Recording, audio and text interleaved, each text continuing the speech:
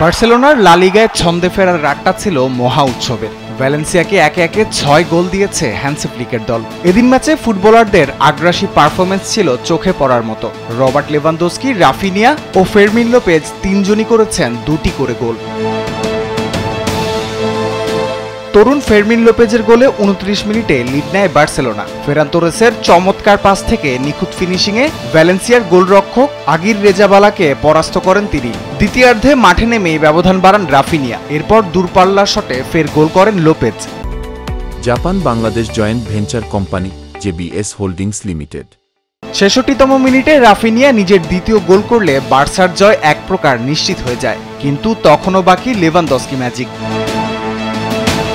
লেভানদস্কির ৭৬ মিনিটের গোলে যেন কেঁপে ওঠে গোলবার। স্কোর লাইন হয় ৫-০। এরপর ১৮ বছর বয়সী মার্ক বার্নালের পাসে লব শটে নিজের জোড়া গোল পূর্ণ করেন এই পলিশ ফরওয়ার্ড। এই জয়ে ভ্যালেন্সিয়ার বিপক্ষে বার্সার টানা ১১ অপরাজিত ম্যাচ থাকার রেকর্ডও থাকলো অক্ষুণ্ণ।